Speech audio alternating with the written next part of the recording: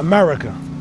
Personally, somebody who has traveled the world, I think this is the greatest country in the world. However, I know America has its issues, of course, but this is one of those places where you can literally start from nothing and create a big 7, 8, 9, or 10-figure empire, okay? Some countries, if you born poor, that's it. You stay poor. There's no structure to come up. But with America, you can actually live out your dreams. And in this video today, I got a guy from Colombia who was able to live the American dream.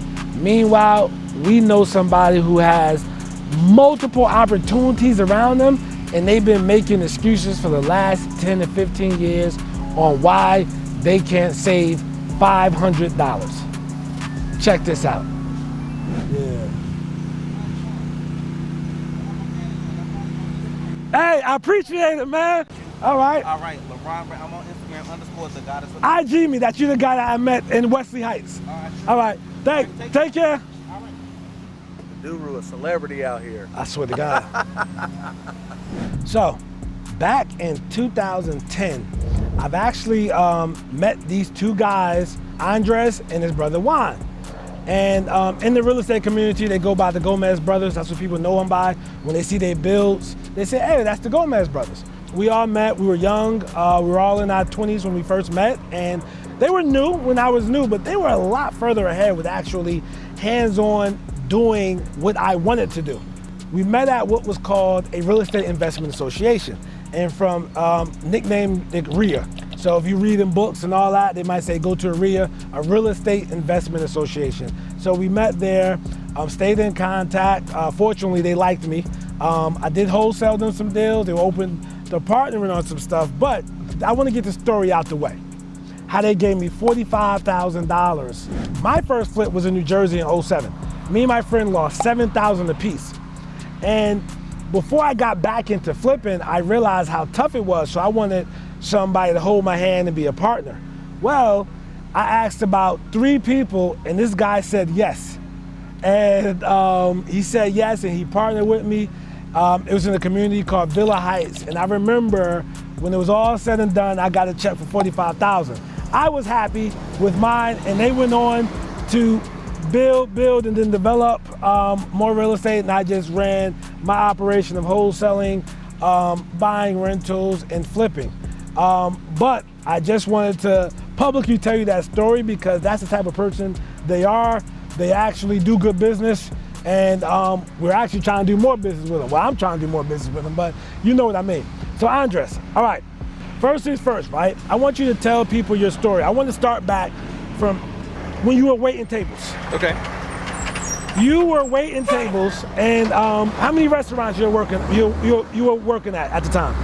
So I was working, while I was in college, I worked at 10 restaurants in like 4.5 years. 10 restaurants in 4.5 years? 10 restaurants in 4.5 years. Okay. I was fortunate in the sense that my mom paid for my college, but I was responsible for everything else. So all my rent, gas, car payment, all that stuff, that was on me. If I wanted to go back to Colombia to see my family, that was all on me. If I didn't save the money, I didn't have a ticket. That's what I did when I first got back to the United States and started college. After that, I sold new Hondas for about 1.5 years. And right after I graduated college, I got married, sold Hondas for 6 months after that, and then I got a real job. You know, what most people would say, it's a real job. Got a taste of corporate America during that 1.5 years that I worked at that place, where the boss closes the door, you can't talk to them, you got questions, you're not valued. They do your yearly review, and even though you met all your goals and your stuff, you do more than what they asked you to do, it's still not enough. And then in 2008, I got the opportunity to work with my brother-in-law doing mortgages. I just didn't know what I was getting myself into, making some bad decisions with marketing and spending more money than I needed. I lost money in 2008. it was very difficult at that time because I had just been married, I had a baby. My wife stopped working because she wanted to be a stay-at-home mom. It was between 2008 and 2009, it was the most stressful time of my life because I was basically robbing Peter to pay Paul. Yeah. I was charging on this credit card so I could pay the payment on the other credit card. Yeah. And then I had the opportunity to start flipping houses in March of 2010. So that's a summary of how I got into real estate, All or right. what I was doing before real estate. So let me ask you this, right? Because you were going through all that. Life was kicking your butt. Mm-hmm. Life was kicking your butt. Big time. But why didn't you like throw in the towel and just walk and give up? Like, what kept you going at that time? The biggest thing I would say, it was the knowledge that I had in my mind, because in 2004, I read Rich Dad Poor Dad, and then I was one of those people that invested into the classes that they offered. I paid $25,000 in 2005 to get a wholesaling class, a lease option class, a foreclosure class, and then a mentorship from one of their coaches. Yeah, Rich Advisors. Yeah, the Rich Advisors for like a weekend. And so I made that huge investment in 2005, and then nothing happened in my real estate career for 5 years. However, the knowledge that was, like the seeds that were planted back then, I knew eventually I was going to do it. I did not know how between 2005 and 2010, but I was in my mind asking myself, how can I get into it? How can I get into it? And that was one of the reasons why I chose to do mortgages in 2008, because I wanted to learn that aspect of the business and put myself in the real estate market, even though I was not an investor. And then after losing my pants as a mortgage loan officer, I got my license to do public insurance adjusting. And it was another way to like get in the real estate game without being an investor.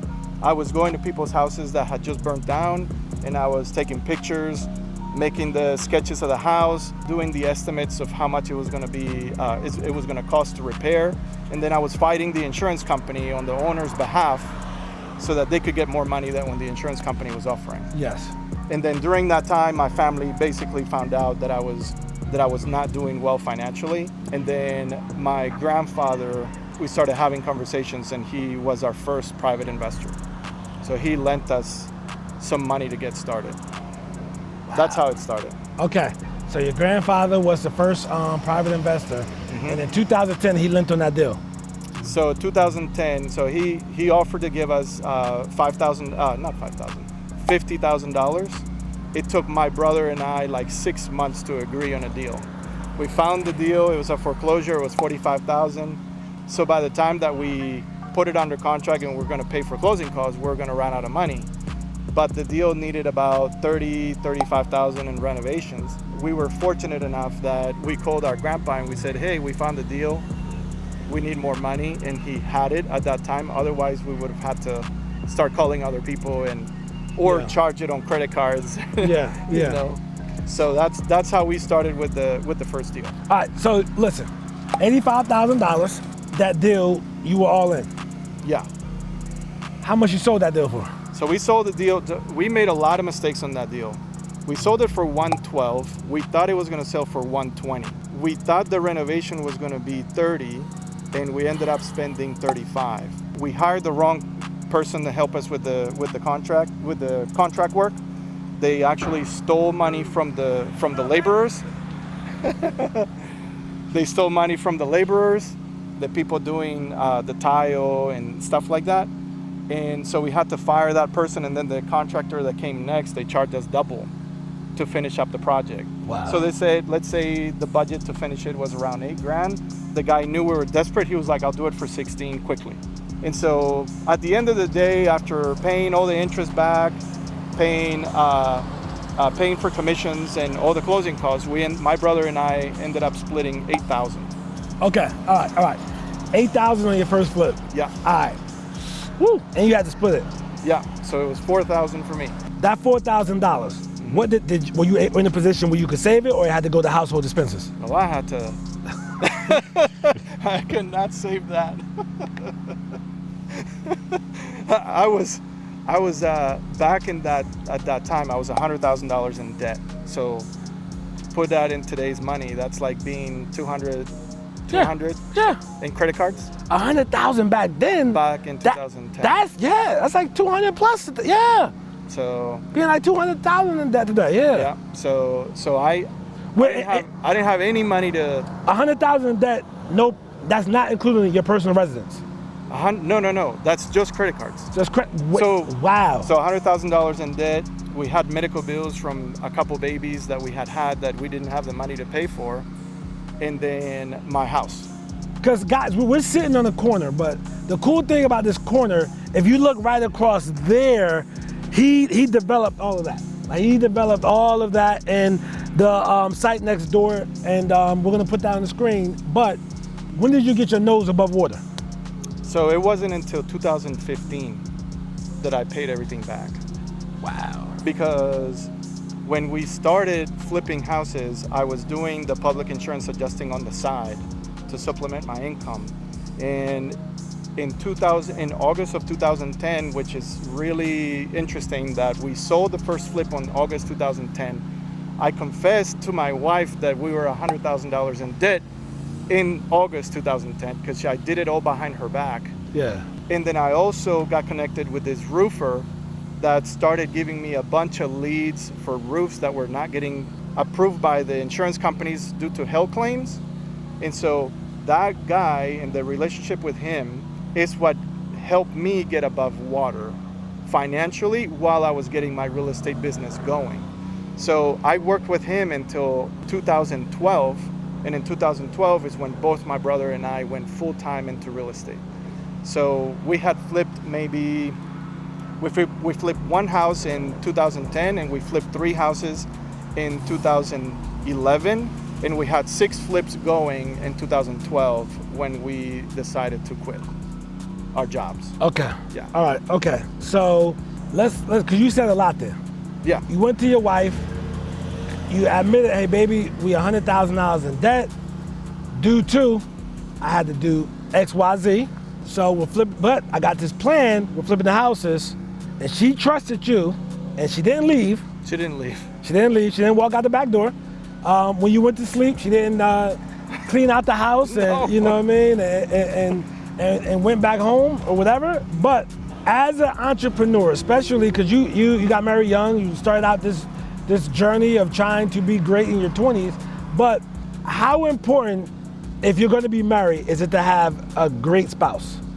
Would you say? So yeah, I mean, if you don't have a supportive spouse, it's just going to be a really uphill battle. She's always supported me. She's always believed in me. And that's one of the biggest assets that I have in my life is her trust in me. I think that, you know, she saw how hard I was working because it wasn't like I was just sitting on the couch doing nothing, charging on the credit cards. I was trying to provide for the family, working really hard. I was actually, at one point, I was trying to do 3 things at the same time. I was trying to flip houses, I was the insurance adjuster, and I got involved with a network marketing company as one of those, you know, dreams to build passive income and all that stuff. And I was trying to do 3 things at the same time. And what I came to realize is that that was a recipe for failure because I was not focused.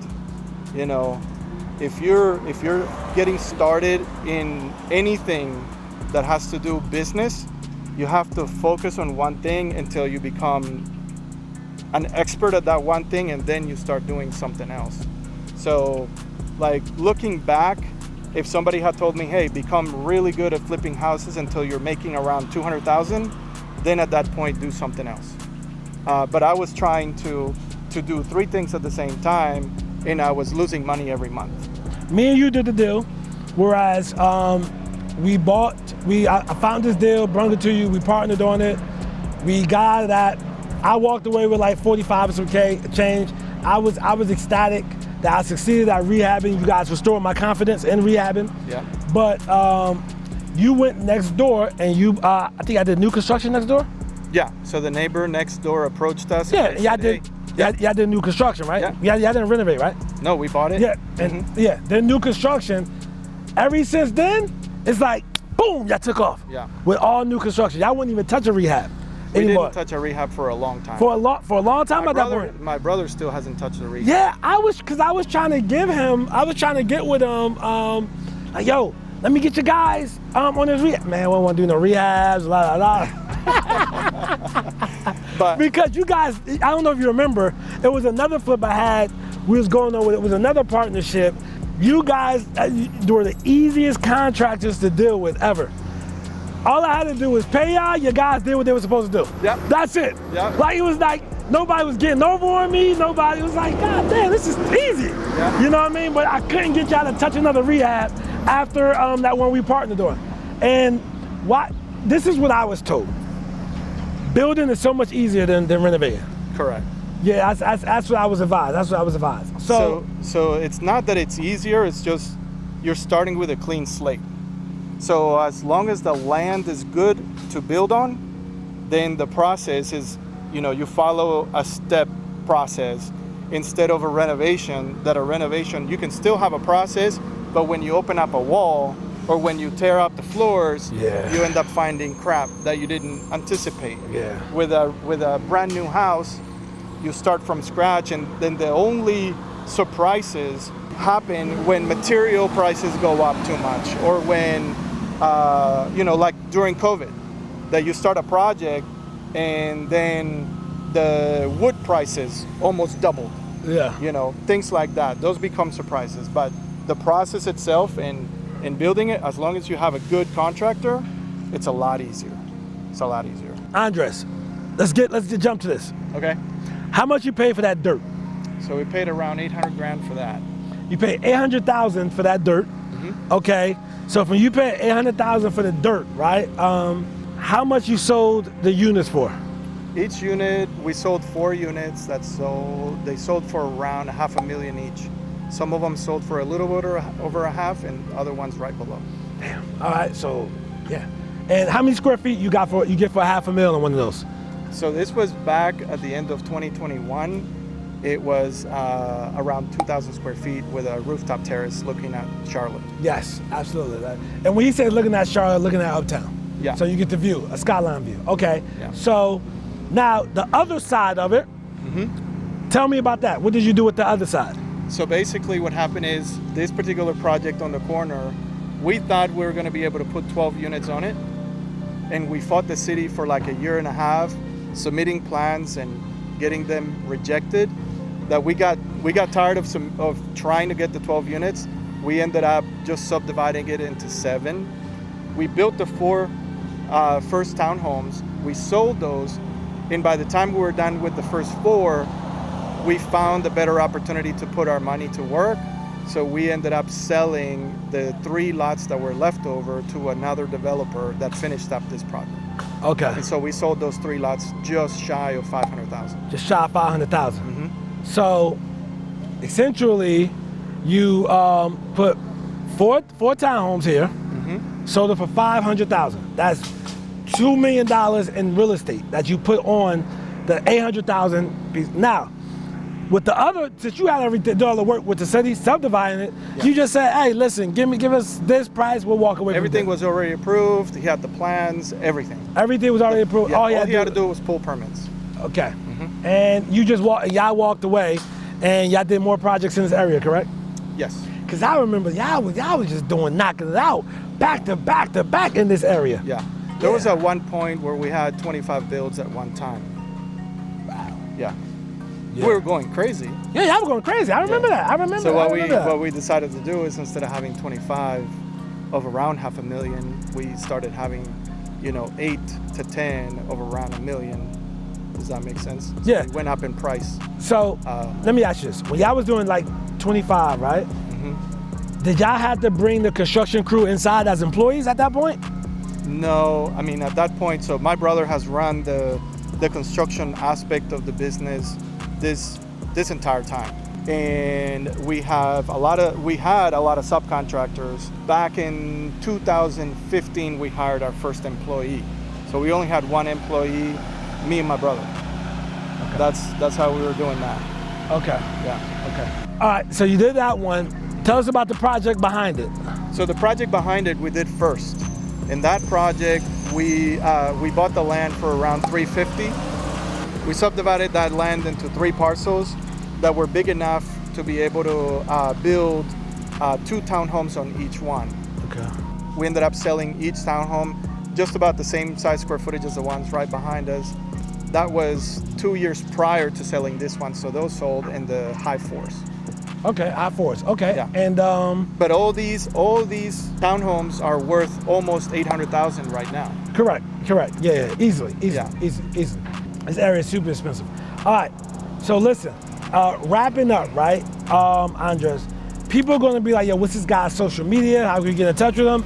Can you please give people your social media? Okay, so on Facebook is easy, just by name, Andres Gomez, and on Instagram and TikTok, it's Real Andres Gomez, and that's how you can find me. We're going to put that on the screen. We're going to put that in the description as well so you can follow him, man. But I just wanted to tell his story because it's literally like he started from nothing. Like he started from nothing. He had to figure it out. You know, he had to figure it out. He literally he did the American dream. That's always taught to us since you're, born the American dream, where he actually accomplished it with hard work. And this is why I tell people, yeah, I know America has its issues, but America is literally the greatest country because you can have nothing and come here and, grow as big as you want.